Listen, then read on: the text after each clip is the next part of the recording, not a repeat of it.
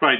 So just to just before I begin, just checking to see if you're able to see the screen and hear me okay without any distortion. Hello, I can hear you. And you can see the screen as well? Yeah, the screen I can see introducing to cybersecurity unit aims.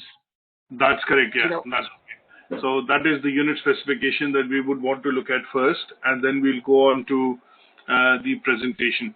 So what we've done so far in this unit, just to quickly recollect, in terms of, when we started this unit, we've gone ahead and, done some basic understanding of what is cybersecurity, what is a cybersecurity attack, who are hackers, and, their mindset, why do they do hacking, and, what kind of attacks can happen, whether it's software-led, hardware-led. And then we've looked at a couple of, videos just to broaden our understanding with regards to the, reasons and how these attacks are perpetrated. Now, in the second learning outcome, we went into understanding further, which is to develop things and get some knowledge about, how do we keep ourselves safe online when you're browsing, when you're using a public machine, when you're using a mobile device, or when you're basically looking at, blogging, participating in social media. How do you keep yourself safe and the information safe? And it was broadly, looking at different forms of, social media and the interactions that we do online, because part of it, we have, we can't escape from technology. And what we do see is that as internet connectivity has grown, the number of connected devices has grown. We generally are interacting and spending a lot of time at work with technology-related devices, and because of which we have lots of different types of profiles, and obviously interaction with different types of sites, websites, social media sites, and because of which what we do is we leave a lot of information behind when we are browsing sites or when we are going to certain sites, and that basically creates a footprint of, what we do online. So how do we keep ourselves safe online is something we covered in Learning Outcome 2. Now, in Learning Outcome 3, we are going to be focused on understanding what are the security measures which can be put around and to prevent, say, cyber attacks happening, or the data that we have, our personal data, professional data that we have, not praying to, people who get unauthorized access to it. So in this particular learning outcome, we are looking at, Hi Solomon, if you could mute your mic. So on this side, what we are looking at is primarily covering 5 assessment criteria, and they are going to be looking at basically giving us knowledge about how to look at preventing cyber attacks. Why do cyber attacks happen? So we'll start off with that understanding of, basically dwelling into why do these attacks happen, and then what are the legislations around the government acts which have been created, the legislations which have been created by the government to protect data, protect businesses, protect individuals, if a cyber attack is to happen.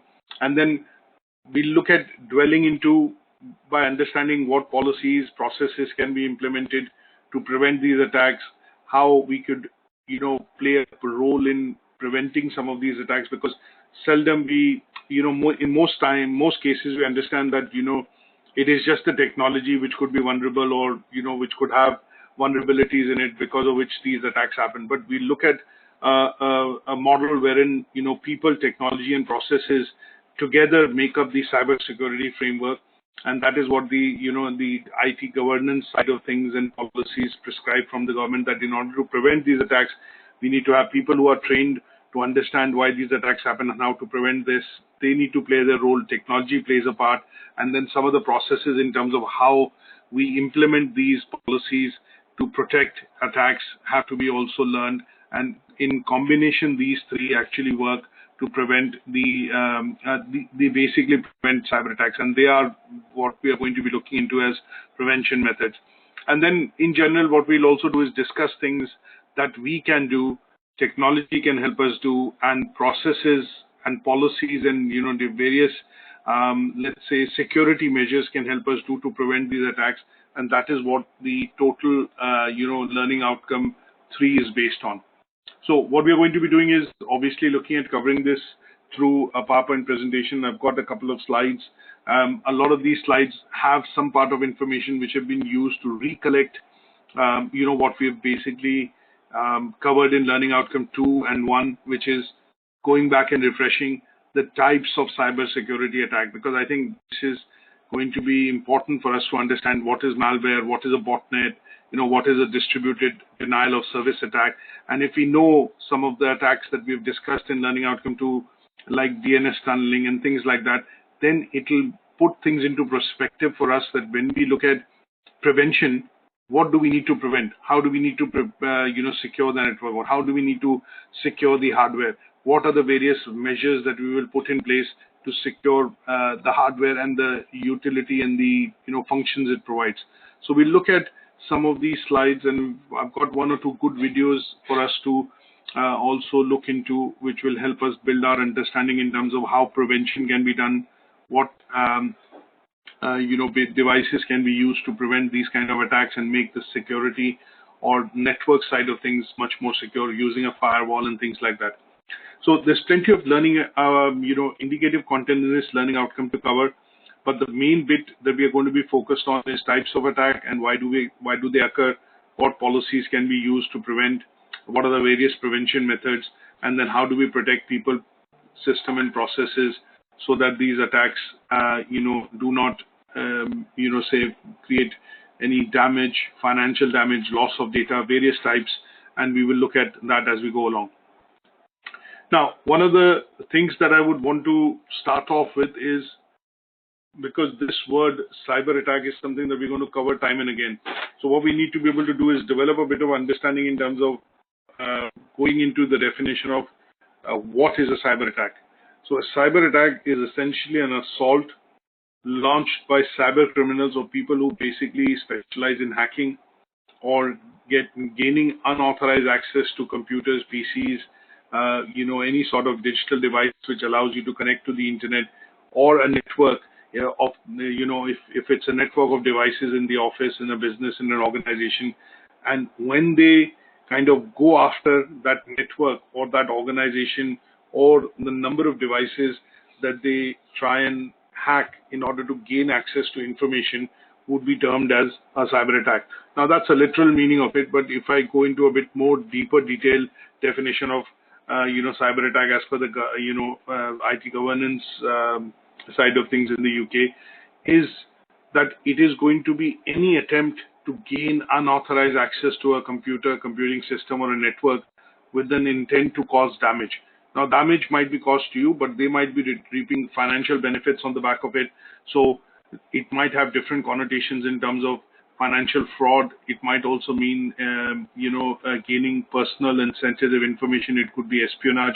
But yes, any attempt to gain unauthorized access to computer or information residing on computer system network would be termed as or deemed as a cyber attack.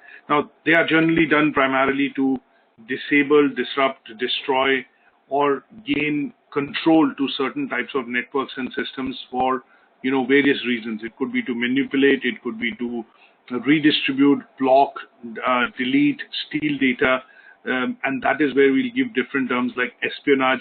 If it is happening at the government level, like we see Russian hackers attacking, the NHS computer systems a couple of years back, bringing it down, crippling the infrastructure. A lot of operations were cancelled. About 230,000 operational procedures were cancelled across a period of 3 to 4 days.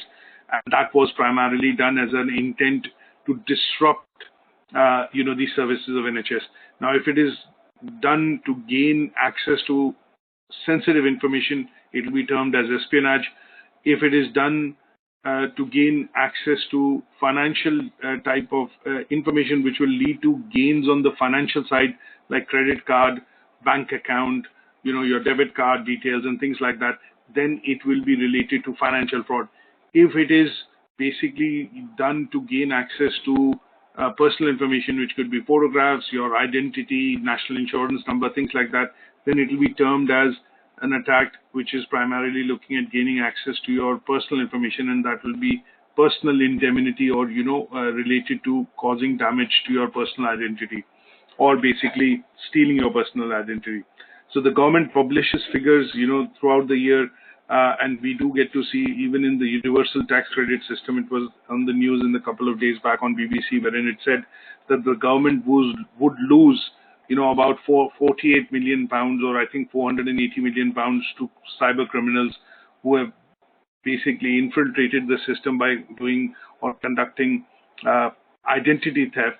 And that means the payments which have been made under the universal credit system have been paid to people wherein the money is not recoverable. So this is all going to be termed or covered under what is called cyber attack. Now, it's quite clear that why these kind of attacks happen. We understand this, that it could be used to gain illegal access to information, and that information could be used to let's look at gain financial, basically benefit somebody on the financial side. And as I mentioned, espionage, identity theft, and financial fraud. And that is where the whole idea of this particular activity, which is cyber attack, happens. Now, in the case of reputational damage, sometimes you would see that when I say sometimes, I don't know how many of you recall, but if you see that a couple of years back there was breaches of there were vulnerability detected in the Apple iCloud system, and a lot of hackers actually got away with a lot of sensitive data in terms of personal photographs of celebrities, and they were then posted online. So this brought to forth things which hackers or people who engage in cyber attack can also look at inflicting reputational damage or personal damage to somebody's reputation by stealing data, which could be in the form of photographs, data itself, any form, shape or form, but essentially personal data. And if it is reposted online, then it can lead to some sort of reputational damage or damage to somebody's identity because they have got hold of sensitive information. So this particular hack, which happened with the Apple servers of iCloud, I think about 2.5, 3 years back, led to the stealing of a lot of photographs of celebrities, which were sensitive photos, and they were put onto the public sites, and that is where they tried to inflict reputational damage, or by harming that individual by personally making sure that their valuable or very personal data or photographs or things which are not in the public domain were actually placed on that. And that is where you would see that this connotation of reputational damage can also be classed under cyber attack. Now, with this broad understanding, what is cyber attack and why does it happen, what we want to be able to do is get into the first assessment criteria and want to investigate a bit further to say and understand that why do these attacks. We know that they happen for various reasons: espionage, personal indemnity, financial fraud, personal gains. It could be to disrupt, destroy, or disable or control remotely some systems to disrupt activities. Now, what are the key things that we need to be looking out, which are going to be telltale signs of understanding that why these attacks happen? So when we talk about some of these, there are lots of papers which are published by some of the big companies like Cisco, Juniper Networks, which are involved, and produce a lot of products like routers, firewalls, and the bridges and other kind of hardware devices. And they publish certain reports every year which basically warn governments, organizations, businesses about how these vulnerabilities could be exploited. And what they do is in these reports talk about some of these vulnerabilities and loopholes which cyber criminals or cyber security, in this case cyber attackers, can actually exploit in order to gain access to the information for a business, for an organization, or for a government or an individual. And they publish this particular these findings in what are called cybersecurity reports. Now, one such report which I put for on Moodle for reading, it's about, I think, 10 to 12 pages, is a good read, because this was a report which was published by Cisco, and the former CEO of Cisco, John Chambers, was interviewed, and he in his interview made certain pertinent points that on an average, he said, there are, from a company's perspective, what he said is, why do these attacks happen? What do we need to look out for to try and find out that these attacks are happening? He said there are two types of companies. One is they know that they have been attacked, and the others are which are not aware that they've been attacked. So in his report, and which was published and compiled by Cisco, Hunting for Hidden Secrets, when we look out for why, attacks happen, are, is actually a summary of that is actually published in that report.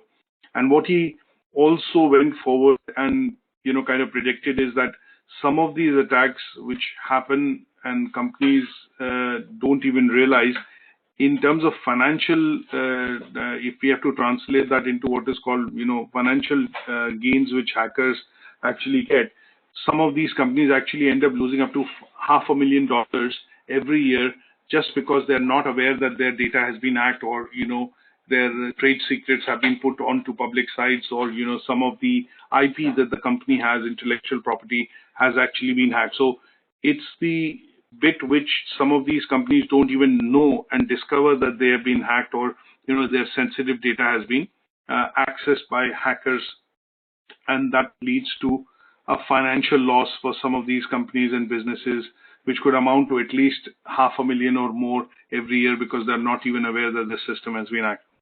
Now, this bit, which is in terms of, why do they do hacking? Why do cyber attacks happen? Now, these slides that are put forward are from Learning Outcome 1 and 2. Just to refresh in terms of, what are the different types of attacks. We understood botnet, we understood malware, we understood phishing, man-in-the-middle attack, we understood, distributed denial of service attack, and then SQL injection and DNS tunneling.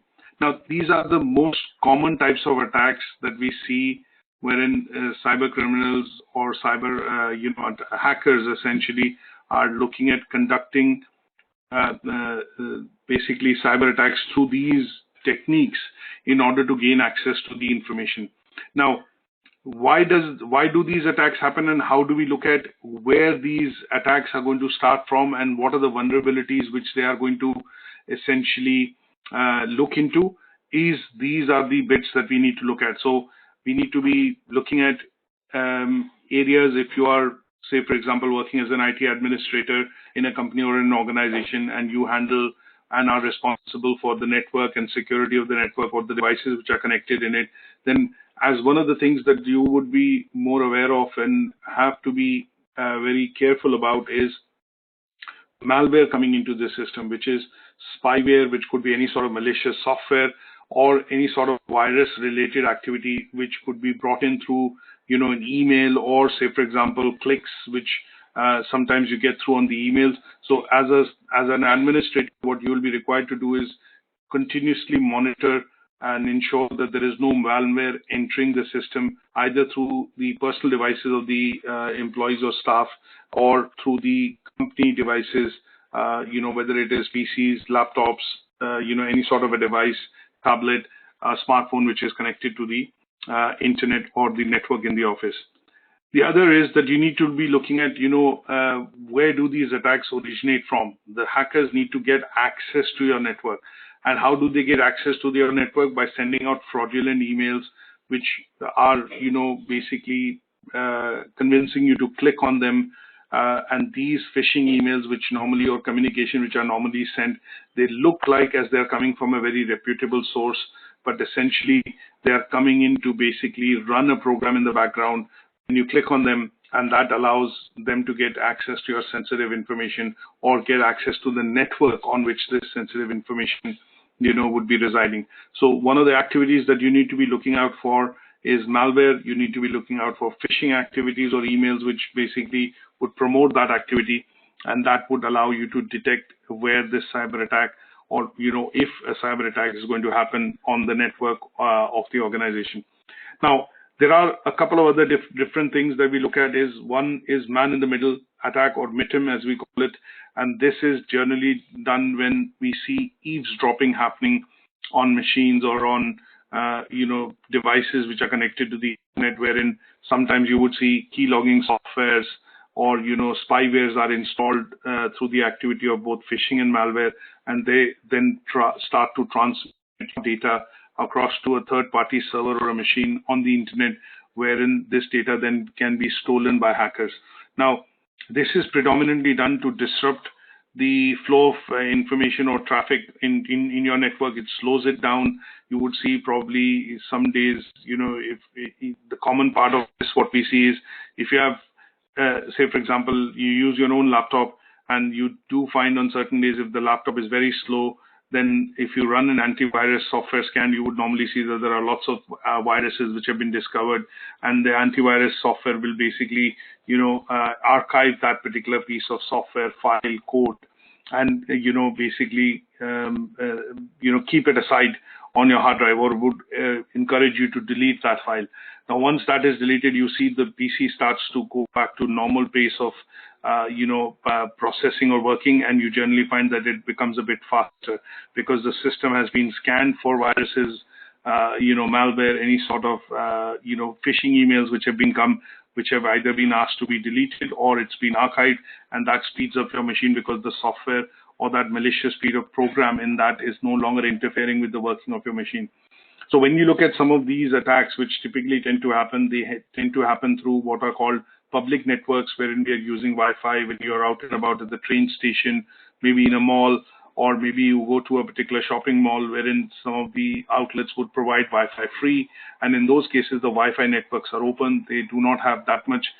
When I say that much, I mean firewalls are not enabled because they are open networks, and they can be then used by attackers to gain access to your information.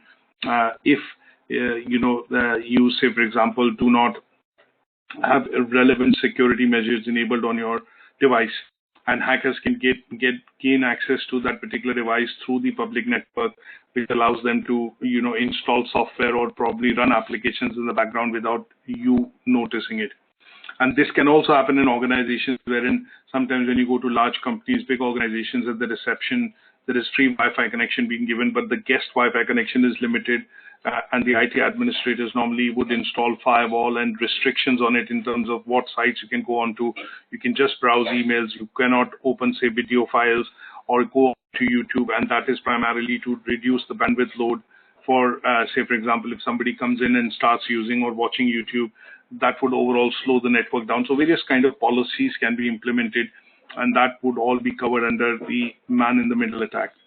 Then the other bits that we look at, sometimes you're trying to reach a website, you would see that the website is not opening up, or the website shows an error which says HTTP 500. That means resources have been maxed out. And in those cases, that is happening because the hackers are looking at getting access to that particular site or a set of devices through the network. And what they try and do is basically, increase or divert a lot of traffic to that site so that the bandwidth on which the servers are operating, the internet bandwidth or the networking bandwidth the servers are operating on, actually gets maxed out. So it is not able to accommodate any more user requests which are coming in through the DNS to be able to allow you to visit, browse, open certain activity or types of forms on the website.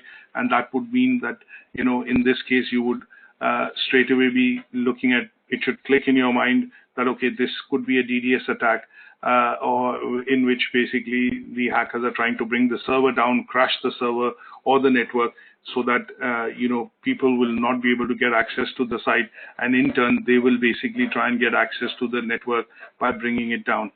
So some of these activities that are carried out, which we've read as the types of attack, would also be need to look at from a point of view of understanding that these are the areas that you as network administrators or people working within the IT department of a company would need to be aware of, so that if you're aware of these types of attacks which happen and why they happen, then you can monitor them and essentially prevent or preempt to understand that this is something which is going to happen because the network is down or the network is too slow, or for example, there are some softwares which are running in the background, and there are lots of other types of softwares that you can use when you're monitoring the network, which is not just the firewall which is protecting it, but there are monitoring softwares which are available, which people can use to look into the health of the network to see if devices connected, say certain important devices which are connected, are starting to use more bandwidth. Now, there are softwares available through which you can actually do network monitoring, and network monitoring softwares basically allow you to understand and see what bandwidth, what kind of activities each device which is connected in that network is doing. And if you see a malicious activity in the sense that one laptop or one particular PC connected in the network within the organization is using, say, 100 megabytes of bandwidth every minute, or it's downloading files or it's uploading files, then you can immediately spot through that network monitoring software that there is something wrong with that device, because if the device is only showing emails being sent and received, but it's still using great amount of bandwidth, which is not usual, then in those cases you will be able to clearly understand that a cyber attack or some sort of a threat is basically in let's say is basically developing or is basically going to happen. So this part of the tasks that we look at, which is 3.1, is to understand what are the different types of attacks and what are the places that you need to look out for where these type of attacks can happen. And it's closely related to the different types of attacks that we see. And if you know where to look for in terms of how these attacks are initiated and what are the devices or places from which they are initiated, then in those cases that will help you covering this particular criteria. Any questions on this so far?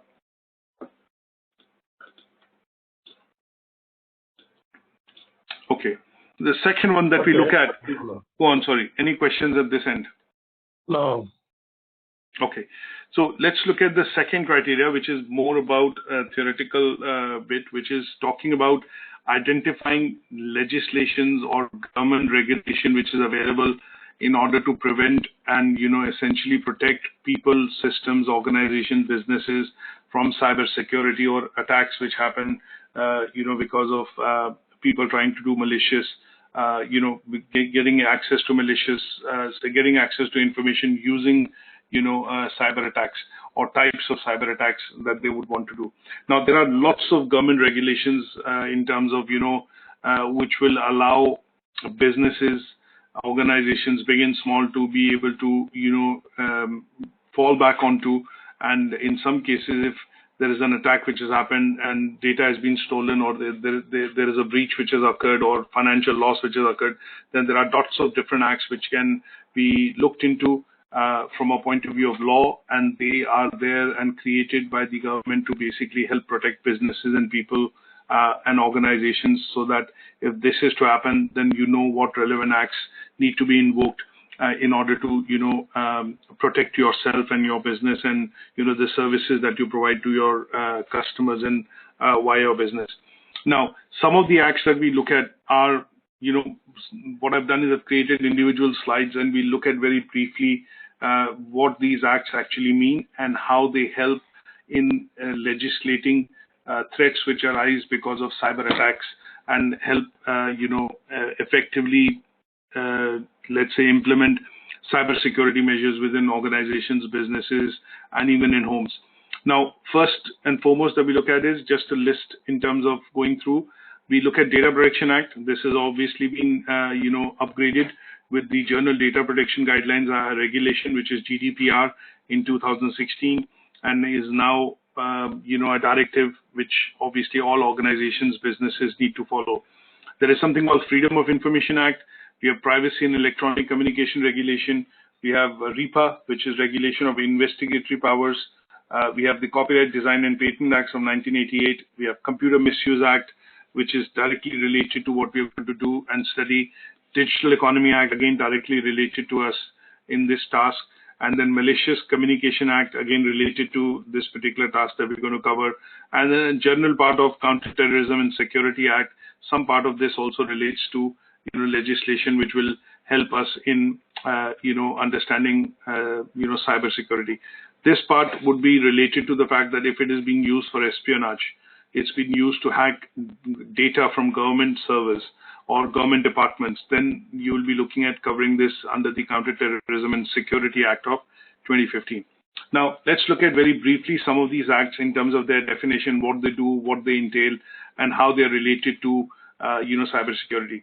Now, in general, when we look at Data Protection Act of 1998, this was an act which basically, was created by the government to let businesses, organizations know that when they collect data, whether it's through internet, websites, otherwise data that they collect, they need to be able to collect the data, but they also have then the responsibility of storing that data safely. That data should not fall into the wrong hands. And if that data is being used for monetary or monetizing purposes in terms of being sold to third parties, then the user needs to be made aware that this data is going to be used for monetization. That means for advertising, promotion, and sharing with third-party purposes. Now, there are 6 broad principles within this act, and they were essentially put into place to protect the personal information of users when businesses actually get access or ask you to provide certain information. Say, for example, if you take out a mortgage, you take out a car loan, or you go onto a website and buy certain things, then these websites or activities will ask you to share personal data. Now, this data can only be collected for certain reasons, and if it is being collected for reasons beyond what you're actually taking services for, then you are liable to be informed that this data is going to be used for this and this purposes. Now, the other bit is, with the GDPR being implemented, the EU guidelines restricted EU nationals' data. That means anybody who's a national of the European Union, citizen of European Union, or any other country within the European Union, their data cannot be stored outside the servers outside Europe. So if I'm a UK citizen, my data can be stored in UK, or within the servers in the UK, it can be stored in servers in the US or in Asia. And that was one of the restrictions which basically the GDPR side of guidelines, brought into place. And the other bits obviously are related to some of the principles, which are the 6 basic principles which have been expanded to include coverage on the digital side of data which is being collected now. Because if we look at 20 years back, 25 years back, most of the data was collected through in the paper format when you filled up a form, hire purchase agreement or whatever. But now because of the use of internet and the use of social media and different forms of data being collected, it could be a tweet that you do, you post something on your Facebook, you maybe post a picture on Instagram, you write a blog on the LinkedIn. So there are different forms of data that can now be stored, collected, retrieved by organizations, businesses, and that data, in order to make it secure, in order to ensure that it does not fall into the wrong hands for wrong purposes, or people try to make use of gains from that data, is all covered under basically the GDPR Data Protection Act and the GDPR regulation introduced in 2016. Companies were given 2 years across Europe to implement this, and by 2018, this act now has to be followed. So when you log into a website, you open any website, you would normally see a cookie comes up, and that basically tells you what type of data is being collected by the site, and it gives you in detail, where that data is going to be stored. If you need to write, earlier, the main difference was that you couldn't basically have the data removed, about yourself. Now, what tends to happen is that you can write to something called the DPO, Data Protection Officer in an organization, and ask them to remove your data, because that is no longer required to be stored on the organization servers or their PCs, network, whatever. And you can write to the DPO within an organization, and they then have to respond within 28 days or 28 days under the ICO regulation, the Information Commissioner's Office. And if you do feel that this has not been responded to, then you could basically get that removed, and that is all covered under the Data Protection Regulation. Then we look at the Communication Acts. Now, this is a specific act which basically includes cybersecurity obligations which apply specifically the telecommunication sectors of providers like O2, EE, DT. When you look at, they are all within the telecom sector. Now, this act basically regulates the storage of voice data that these providers do, and it can then be, obviously stored for a period of 6 years, but after that, obviously it has to be done away with. And this regulation basically looks at primarily data on that side. So when we look at this particular act, Communications Act, we also look at Privacy and Electronic Communications Regulation, which is the PCECR, and this, in close conjunction with the Communication Act, allows the personal data to be stored, but it has to be stored securely, and after the period has elapsed, this data has to be deleted so that it cannot be used for any reasons or any other reasons to gain unlawful access to the information. Now, in addition to this, we also see the Network Information Systems Regulation, which is NIS, which was introduced by the government in 2018. And this was predominantly done as we see that more and more of services are going online. We buy online. We look at a lot of, services that we pay. Please check the number and try again. So when we look at, various types of services that we essentially, see predominantly online that we are using, these services tend to be, services which are provided by the government, and in general, they also hold a lot of data. So when you look at, paying your water bill, with United Utilities, you look at transport, train system, you look at energy, healthcare, digital infrastructure, which the government has, you would generally see that all these places need to look at, they are essentially coined as essential services organization, and these essential services organizations need to ensure that the providers that they are using for communication, for storage of data, have secure measures in place, and this does not allow any such data to fall into the wrong hands. So for example, today we store a lot of our data on clouds. A lot of our data is backed up on things like Dropbox, Google Drive, and things like that.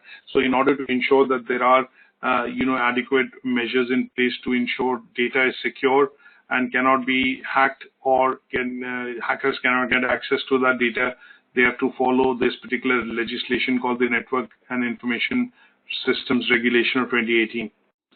Then we have the regulatory powers, investigatory powers of REPA, which is a 2000 Act introduced in 2000.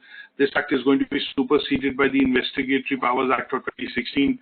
And this Act basically is used under surveillance or for law enforcement when we talk about, and I'll give you a simple example.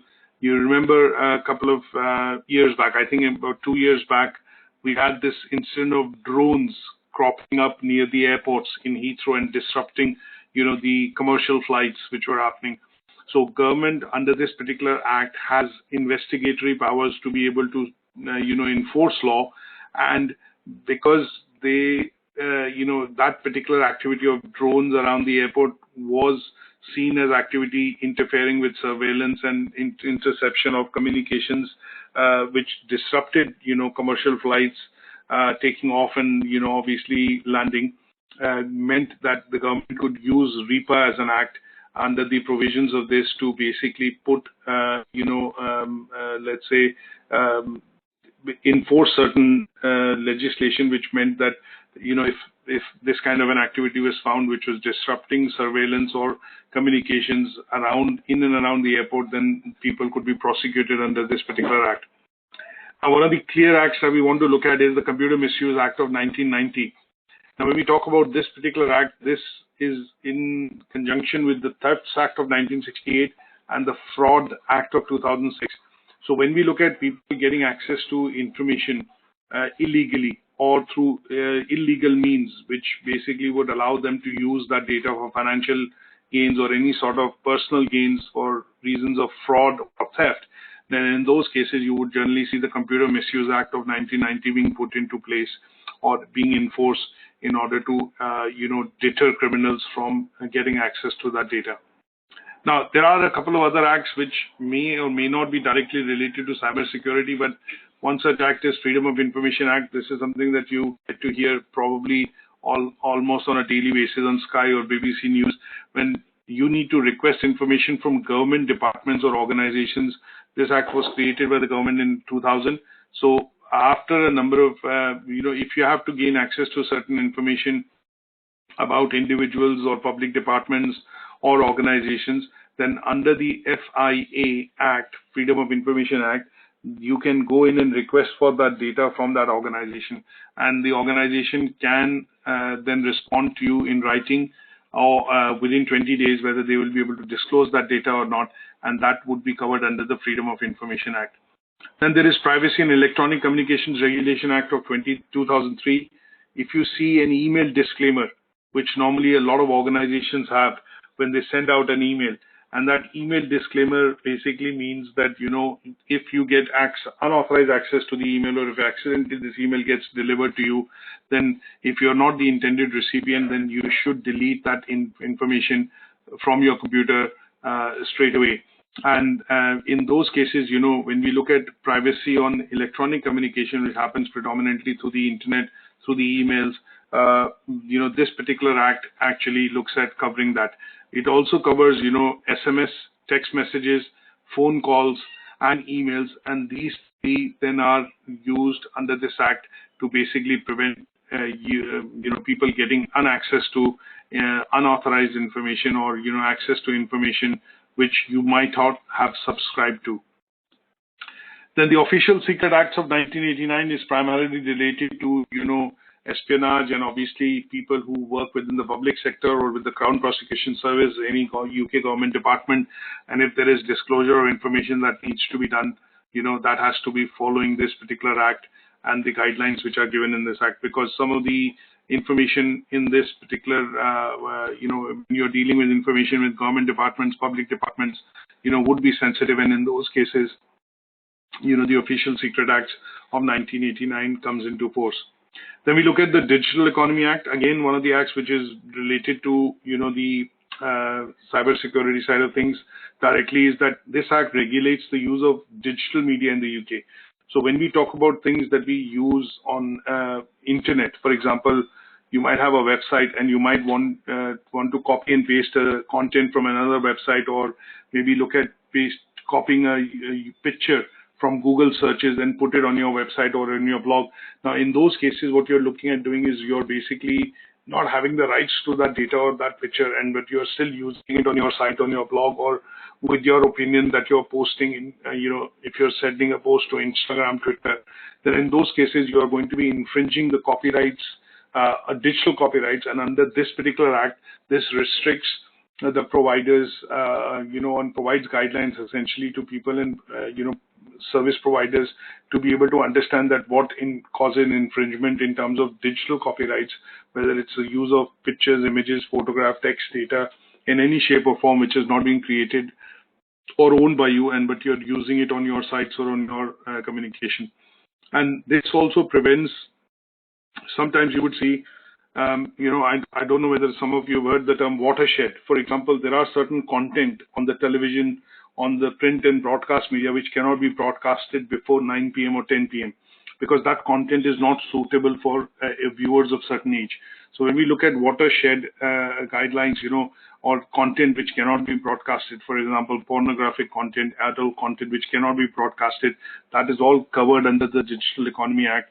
And in those cases, the government has introduced this act to be able to ensure that the internet service providers, the service providers which basically provide or create this content, are then, following certain guidelines to ensure that some of this content cannot be broadcasted in the, say, for example, the watershed timings.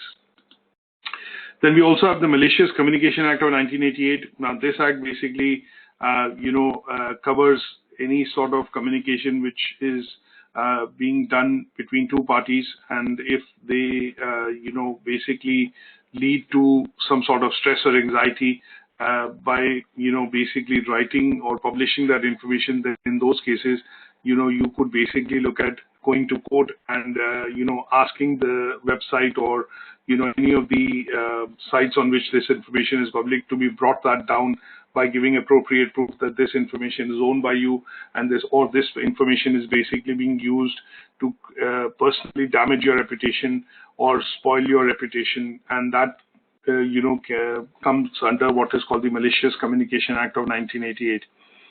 And then we have, in general, the Copyright Designs and Patents Act, because a lot of companies which are service providers create their own content, which could be in the form of music, it could be in the form of movies, any sort of content which is, unique to a particular creator, artist. Then in those cases, or scientists, for example, or inventors in those cases are covered under the CDPA Act. And if people try to gain access to this information, through hacking as an activity, then this could be protected or covered under the Copyrights, Design and Patents Act, which is CDPA Act of 1988. And that would be the plethora of legislations that we need to cover for this particular task, which is 3.2. Now, going quickly to task 3.3, this basically talks about outlining policies that can be implemented in a chosen work environment.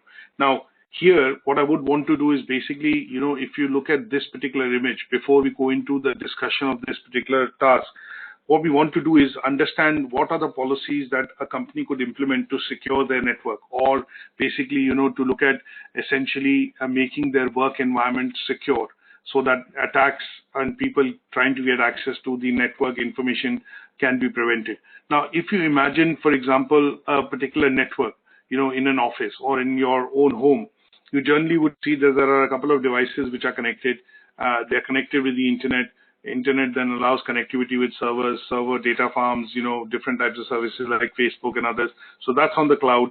Internet is basically then, you're connected through a router, and a router then could have maybe a Wi-Fi or, something of that sort in the home. But in the office, it could be a router with a firewall, and that would then allow a number of PCs or other bits to be connected. Now, if it's in an office, obviously a multiple number of devices are connected. But if it's your home, obviously you have the internet coming in through your BT, Virgin, whatever talk socket, and from there you have a Wi-Fi access point or a router being connected. And if it's Wi-Fi, it will then allow any devices to be connected, through the wireless environment. And then if it is wired, then you basically would have a hub or a switch. In some cases, a router with a 4-port hub, and that would allow these devices to be connected through the wired route and then gain access to what is called the internet, say, for example, getting access to the internet, which then allows you to go on to various sites, access certain types of data. Now, if you visualize this as a network and then see what kind of things or policies or devices can be used to protect this particular network. So at home, typically you would have a firewall, you will have some sort of a shield, broadband shield, which will be installed on the router or your Wi-Fi router, and that would basically prevent unauthorized access to it, because your Wi-Fi network would have a particular username and it will have a password that you would only know. So unless any other Wi-Fi device which comes in the proximity of that particular router or the network will basically get a prompt that you want to join this network, but because they will not have the password, they will not have the ability to be able to join the network. So sometimes when your friends come into your house, or you have your family coming to your house and they have a smartphone, or they have a PC or a tablet, and they want to connect to your network, you normally would ask them connect to this network and then use this password, and that then saved on their device allows them to connect seamlessly and use the internet while they are at your place. Now, imagine if this is to happen in the office, the same thing would happen. Sometimes companies would then have guest passwords for guest networks. So you would normally see, if you come into UK Versity, you would see a UK Versity guest network, and you would see a UK Versity normal network. So normal would be in the office, which is being used by employees and staff. And if somebody comes in as a guest or somebody is coming to meet somebody, then if they want to sign in, what we will do is ask them to sign on the guest network. Now, this would be then looking at creating a bit of a differentiation between the regular users in the center and the guests which are coming in to visit the center for various reasons. And what we need to be doing in this particular task is think about an environment, a network environment, a work environment, and with that visualization, if you think about it, then go into understanding and outlining certain, let's say, measures that you would use or implement in order to protect the, your network and the, say, for example, the information on the devices that you have within the network. Now, look at that. I would start with the very basic, which I talk about, which is the password. You can't gain access to, say, for example, a Wi-Fi network if you don't have the router password. So sometimes when people come to your home or when they come into the office, they would basically look at saying, okay, do we have a network that I can connect to? And what you will do is give them a password, and that would allow the user to connect to it. Now, if we have to look at creating a secure password, which obviously cannot be hacked, cannot be broken, then what we generally tend to do is today we normally recommend an 8-character password with a combination of numbers, alphanumeric characters, and words, and that basically creates a secure password. And that is one of the ways which is a policy which most companies, organizations, businesses follow today, wherein they give you or ask you to create a password which will have a certain pattern, and that will be difficult to break into or hack into. Now, the other thing that you need to think of is sometimes when these new devices, infrastructure is being installed, there's a lot of testing which happens. And the reason why this testing happens is because you're trying to implement certain policies on the network or on devices which will basically deter criminals or cyber attackers to gain access to that information. So in those cases, you would normally do a lot of testing, and those testings are done primarily to test a particular software by installing it and then checking whether that software is actually working. So that bit of the process that we normally do by installing a piece of software and then testing it is going to be termed as what is called penetration testing. Now, when we do this, we also look at defining the scope of testing. What all parameters are we going to test? Are we going to be looking at testing the servers, vulnerability in terms of where are the loopholes through which the access could be given or the users can get access to the network? In some cases, look at password security and also look at security in general, which is related to the device. So when you bring in a device, BOYD as we call it, bring your own device. A lot of organizations today, allow you to bring your own laptop, own devices to work, to bring into work. And in those cases, certain standard protocols have to be implemented on those devices so that when they are within the office network, they follow those protocols to be able to work. And that is where network administrators come in, and what they do is they install those services and protocols so that when you bring your own device into the office for work, that would allow you to do and the device to follow essentially the protocols and guidelines which have been set. And that is the scope wherein what we will do is do the testing and obviously look at making sure that these devices are compliant with the requirements of the network. Then we also look at certain other methods, general methods, in which we will talk about things, which is to understand how do we reduce exposure, to some of these protocols, wherein to ensure that, these are implemented and installed, and they then are working in the fashion and manner that we want them to work so that it prevents any cyber attacks which can happen. So some of the policies which some organizations, businesses would implement would be things like like they have firewalls, both on the router, but they also have boundary firewalls. So in some cases, you would look at offices, and if you look at, imagining that there is a branch office, so you have different types of network. You have local area network, you have wide area network, and you have metro area networks. So if there is a branch, like for example, if I look at top tiles, maybe we would have 10 different branches in Manchester. Now, if these branches have to be connected, what will happen is at some side, the IT side of things, sometimes when you go to an outlet, you say, okay, I want to buy this thing. They say, okay, hang on, we don't have it in store, but let me try the other store. So when they try and access information of the other store, these stores and networks are essentially connected, and they have what are called the firewalls which are implemented between wide area networks, and they allow PCs from one branch office to connect to the other branch office using the internet. But in the background, what the company has done is implemented firewalls and internet gateways which basically allow only a limited number of PCs to connect and exchange information without allowing any random device to be connected on the network and gaining access to that information, or maybe the branch network in that side. And then we go back to what we've also discussed, things like there are lots of softwares now available to do malware protection, and that would be through either antivirus softwares or specific softwares which are available, which basically can be installed on servers which detect email, basically check emails for both spamming, malicious, and phishing mails, and then would archive them, delete them, or bounce them back, and that would normally protect the network or the infrastructure from any sort of malware which is trying to be installed onto the network without your notice. Then sometimes you would see patch management. This is something which we are aware of, and I think what we see is there are lots of software upgrades which come. if you use an Android phone, an iPhone, a Windows PC, or a Mac, sometimes you'll see the company releases upgrades to certain major pieces of software. Like Windows 10 was introduced, a couple of years back, but they keep introducing certain upgrades or patches to the Windows 10 operating system. Apple does it for the iOS devices. Android does it for the Google Android devices. And the reason why this is happening is because they're discovering new vulnerabilities or areas through which hackers can get access to certain information, backdoor entry as we call it. And in those cases, once they're discovered, the software is then modified, the piece of software is then modified, or a latest version is basically as a small program is executed, and then that is sent across as updates to devices for them to do patch management. And there are lots of other things that we can look at. So things like password policy, user access control.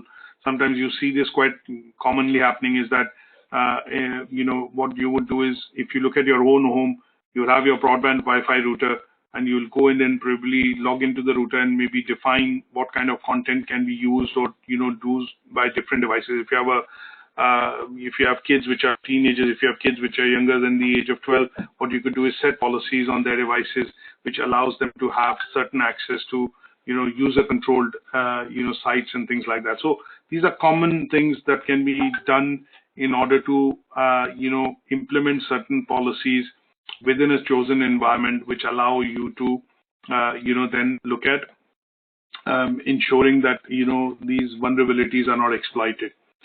Now, in general, when we look at organizations, so there are going to be 3 or 4 that we will look at. And if I summarize this on this slide would be, they normally would look at security monitoring. Training and awareness is quite important, because if there are things which are discovered, if there are threats which have been discovered, or if there are threats which are published by the cybersecurity website, the national government website, then the IT administrators, people within the organization would normally send an email out or a newsletter out to say, please look out for these kind of emails. There is a threat which has been announced, and do not click on some of these emails. And that tends to be training, education, and awareness within the organization.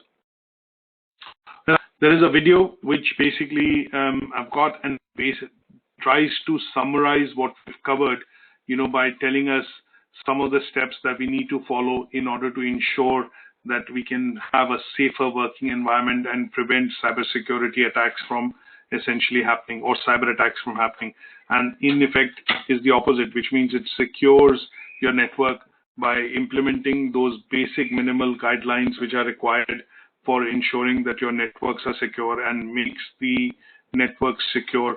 And these are 10 steps which have been, provided by the government. So I'll show you this slide first, which is the National Crime Security Center, NCSC. Center basically has produced a video where what they've done is they have basically said that how do we look at implementing policies within our network or within a work environment to prevent any cyber attacks from happening, to make the networks more secure.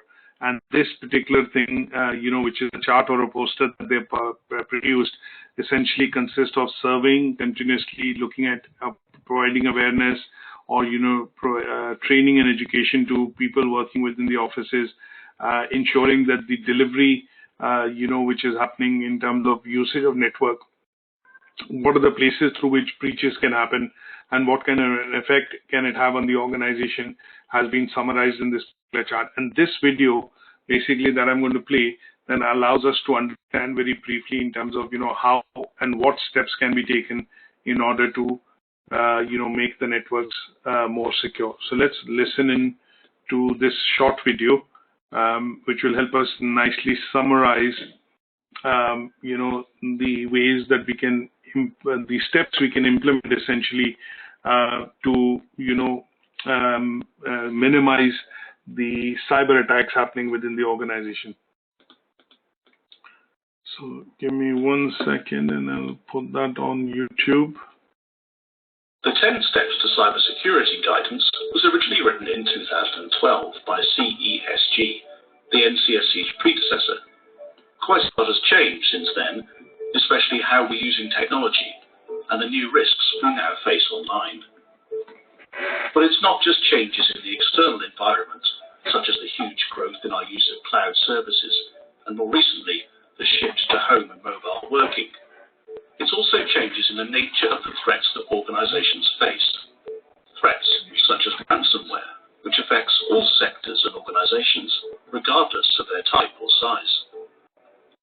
Our understanding of changes to both technology and people has continued to evolve over the last 9 years, so we felt it was a good time to refresh our 10 steps to cybersecurity guidance to ensure it remains relevant ahead of its 10th anniversary. Not everything has changed. There are still 10 steps, and we still cover familiar topics such as incident management and secure configuration. But we have updated these in line with changes to more recent guidance, including the cloud security principles and guidance on mitigating malware and ransomware attacks. We've restructured the steps to cover certain topics that customers ask for more details about, such as data protection, and there's a new section on supply chain security in light of the types of cyber incidents we are now increasingly seeing. It's also worth clarifying the audience for this revised version of 10 Steps to Cybersecurity. 10 Steps is now squarely aimed at security professionals and technical staff who are working for or supporting medium to large organisations. By working through the sections, technical staff can follow the links into more detailed NCSC guidance if needed. 10 steps can also be used alongside the NCSC's Cybersecurity Toolkit for boards, which we published in 2019, specifically for board members who may not be cyber experts. The board toolkit helps frame discussions between the board and technical experts and replaces the executive summary section of the original 10 steps. Putting this all together then, 10 steps now look like this. Risk management. Take a risk-based approach to securing your data and systems. Engagement and training. Collaboratively build security that works for people in your organisation. Asset management. Know what data and systems you have and what business need they support. Architecture and configuration. Design, build, maintain, and manage systems securely. Equally, organisations should understand vulnerability management. Keep your systems protected throughout their life cycle. Identity and access management. Control who and what can access your systems and data. Data security. Protect data where it is vulnerable. Logging and monitoring. Design your systems to be able to detect and investigate incidents. Rounding off the updated steps. Incident management. Plan your response to cyber incidents in advance. Supply chain security. Collaborate with your suppliers and partners. As ever, we welcome your feedback to ensure our reflection. So as you can see in this particular video, what the the National Center for Cybersecurity has done primarily is to outline the 10 steps that they see which can be implemented in, obviously they've not taken a small business, a big business. They've done it generally across the board for all businesses and environments in a particular, setting. And what they've recommended are various detailed 10 steps depending on the size and scale of your organization. You might not want to implement all of them, but depending on the size and scale of your organization, can implement certain measures which will then help your chosen work environment to be more secure. And that is the essence of this particular video. So the framework which the government has introduced and the National Cybersecurity Center has introduced is summarized in the chart, and then is basically a short video which basically is a 10-step guide to implement some of these measures to make the work environment or the environment in which the services or the employee staff are working more secure, so that it is less vulnerable to any sort of cyber attack. Now, very quickly going into the next assessment criteria, which is a bit more prescriptive. It talks about asking us to explain effective prevention methods. Now, what we understand is there are a couple of things. On the left-hand side or one side, you see, the ways through which attacks can happen. On the right-hand side or the other side, you see is what are the methods to prevent those attacks. So when we talk about, cyber attacks and essentially prevention methods, what we are talking about here is we are talking about prevention methods to prevent cyber attacks. So when we talk about cyber attacks, why do they happen? That is what we started off in task 3.1. They were basically being done for various reasons of, looking at identity theft, espionage, financial gain, some sort of fraud, extortion, personal, indemnification, or, reputational damage. Now, those were the reasons why cyber attacks are done. And when we look at the prevention methods to prevent these kind of attacks, you have to see the other side of the coin or the other side of the argument. And they are then basically going to be what we need to talk about in this particular task. So in this slide, I've kind of listed the different types of attacks which happen and why do they happen, which we have covered in 3.1 and in 3.2. Now, what we want to do is talk about the prevention methods in terms of how these attacks can be prevented. So first and foremost, we need to be training our staff.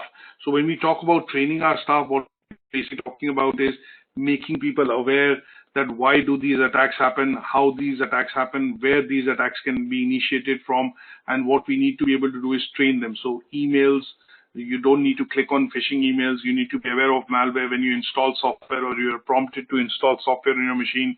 And if it's of no use or it's something which is coming across that you've not asked for, then you should not be installing anything which you're not aware of on your PCs. And that would be basically awareness through which we can train and educate our staff. The second would be to keep our systems and software up to date to prevent these attacks. So when you get an update which comes in, which basically looks at patching, some of the vulnerabilities of the system, it's a system upgrade which is coming from your provider. For example, it could come from Windows, Apple, Android, Microsoft, whatever it is. You would be looking at installing that software or that upgrade pretty much immediately so that it is keeping your system and software up to date and it prevents hackers from getting access to that vulnerability which is there on the system. Then you ensure endpoint protection. What is endpoint protection? Sometimes you have devices which are connected to certain networks and they are connected remotely. So what you would do in those cases is look at routinely changing passwords, or if sometimes what happens is when you look at public networks and Wi-Fi networks in public places, what most organizations do is they have a policy to change the Wi-Fi password or the password policies or securities on that network weekly. And that is to deter. If you look at, say, for example, if you go to Trafford, you look at the Zara store, you look at the Apple store, there are thousands of visitors which visit that store every day. Now, what most stores do is they change the password once a week or once a month in order to minimize the bandwidth and the load that the network would have in terms of, supporting those users. Even if you're in that area and you put the password once and you're passing through that store, your device would connect to it. So in those cases, what they need to do is ensure endpoint protection. And that would be done through either installing softwares which will deny a particular user or kick out a particular user after an hour's usage. This could be one type of measure which some companies would or policies would be implemented on the network, is that you could use the network as a guest for about an hour, and after that you have to re-log in or reinitiate your login to the network, and that's one of the measures through which endpoint protection can be done. Installing of firewalls is a no-brainer. So firewalls need to be installed so that sophisticated data breaches cannot happen, and they tend to be generally on the network so that when you're connected to networks, they will prevent unauthorized access to certain types of data or devices which are there, and it will restrict you only from using or browsing the internet because the firewall and firewall related security is installed. One of the clear things that we get to see that we need to do from time to time is also look at backing up our data. So backing up your data ensures that even if cyber attack happens or if you fall prey to some sort of a breach, and in those cases data is deleted or cannot be retrieved, if it has been backed up on servers, then obviously that data can be retrieved and it minimizes any sort of financial loss the company could have. You could have control access to your system. That means that in some cases when you look at companies, they disable USB ports because that seems to be the most important place through which infected files can be brought into the network. So in most Office PCs, you would generally see that USBs and USB ports are disabled so that you cannot plug in externally any sort of a device which has been used on public networks, your home network, to be brought in, and that reduces vulnerability on that side. Wi-Fi security, implementation of different Wi-Fi protocols. It could be related to changing of passwords, securing your network, making sure that, in some cases, these network passwords are changed, routers are changed, or, policies on the routers are changed, because of so many Wi-Fi devices now being enabled that we buy. Pretty much every device that we use as a smart device, as a phone, has Wi-Fi connectivity. So there should be policies and procedures in place to be able to look at ensuring that the Wi-Fi network is protected. Sometimes you look at, personal accounts so that you restrict login to certain sites within the office. For example, some companies would restrict login to Facebook, Twitter, some of the other personal sites, and that is to prevent, personal data or information or personal accounts being stored on office PCs or servers, and that is deterred. That is done as an attempt to deter employees from using some of these applications and programs within the office space. And then obviously we look at access management and the password security, which are very and very common things that we generally look at in terms of ensuring that these are methods which can be used to prevent access to networks or data on the network. Now, the last assessment criteria that we want to briefly talk about is describe how to protect systems, people, and processes. So here, I would suggest that in order to develop an understanding on why we need to look at protecting these, protecting system, people, and processes is to understand the concept of why do cyber attacks happen? Why do people look at, or certain type of people, hackers, essentially look at committing or doing cyber attacks? So when you look at that, there's a good article which I've put a link to here, and this article is what I would suggest that you need to read in order to understand the other side of the coin. First is, how do cyber attacks happen? Now we need to learn in this assessment criteria, if I flip you over, how to protect system, people, and processes. But in order to protect, why do we need to protect? So first question that should come to your mind is, why do we need to protect? So in this case, what we need to do is understand that why, and that why is how cyber attacks work. So this is a good article which basically tells you how these attacks happen. And my suggestion would be to read this particular article and then get into this task, because it will clear certain misconceptions which we have in our mind, is that, okay, if cybersecurity is to be implemented, or if attacks happen, or if hackers gain access to information because there are problems with the hardware. No, it's not just the hardware. Hardware is actually maintained, monitored, and worked on by people. And people create processes. So if cyber attacks are to be prevented, then we need to be able to protect not just our systems, which are hardware, but also train and make our people aware of why these attacks happen, and then implement policies into place, which could be policies not just for, policies which are things like data protection, equality, diversity, misuse act and things like, no, policies which then could be a combination of this plus the policies that you implement on your network, which is use of firewalls, change of passwords, penetrative testing, installation of specialist software. All those will constitute processes that have to be implemented to make the system secure, and that prevents any sort of cyber attack to happen. So when we look at this particular concept of how do we protect systems, people, and processes, we need to be looking at Information Security Management System, ISMS, and the processes which are involved. And this is a combination of the three put together: people, processes, and technology. So when we have technology in place, what we need to be able to do is have people which are properly trained, they've had adequate training, and they know how to put these processes and systems in place to be able to ensure that these cyber attacks do not happen. So it's a combination of these three. So people will need to be trained, they need to have appropriate skills and qualification, and they need to be competent and up to date with what's happening in the market, so that they can bring in those information, that knowledge, and then that can be implemented within the network of the office or a business or an organization. And when we talk about processes, what we mean by that is that we need to be looking at our management system, our governance frameworks, some of the best practices which the companies need to adapt, and they need to have a regular process of IT audit. So an audit is done once a year to look at issues or identify issues. For example, you have an aging software, or you have an aging hardware. Like Microsoft is no longer now supporting Windows XP or Windows Vista or Windows 7. So they have stopped the support for these particular platforms. Now, if you're continuing to use systems within the office or a work environment which still use these softwares, then there is no way that you'll be able to have any updates from the provider if there are vulnerabilities found, or if there are discrepancies found in the use of that software. So in those cases, audits of the system within the organization then bring forth this particular thing that, okay, we have got 20 machines which are still using Windows 7 and they need to be replaced. So the budgeting has to be done, and that comes forth by this system of conducting an audit. And when we look at technology, you would see a lot of IT managers, administrators, people involved in the IT department are always on the lookout for new devices, new hardware, new updates which are coming to software.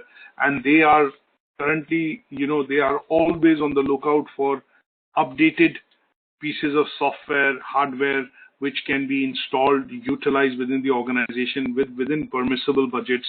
And they come out with a budget every year to say, okay, we need to be looking at implementing this. This is the new bit that needs to be brought into our system, and this would take this much time, this much of cost would be involved, and will give you these benefits as an organization by reducing these vulnerabilities.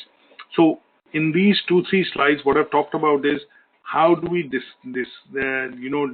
look at and discuss to protect our systems and people and processes. So we've started with people. We look at processes, and we also look at technology. And this would allow us to cover this particular task in terms of how we can protect these when we look at the implementation of the information security management system and the updates to technology and hardware that we need to do in order to prevent and protect system, people, and processes. Now, one of the other things that I will very briefly point out is that when we talk about information systems information security and management systems, there is ISO 27001, which is an international standard. And this is something which a lot of organizations now, implement within, in terms of, within the organization. When we talk about, the International Standards Organization, ISO, and they, have you heard about ISO 9001? There are lots of different, guidelines that they have. But the ISO 27001 is specifically a standard created by the International Standard Organization, which guides and provides information to organizations on how to manage information security. And this has now been set as a standard which was jointly published by the ISO and the International Electrotechnical Commission of 2005, and they were revised in 2013 and then accepted as what are called the ISO 27001 guidelines. What are these guidelines in short?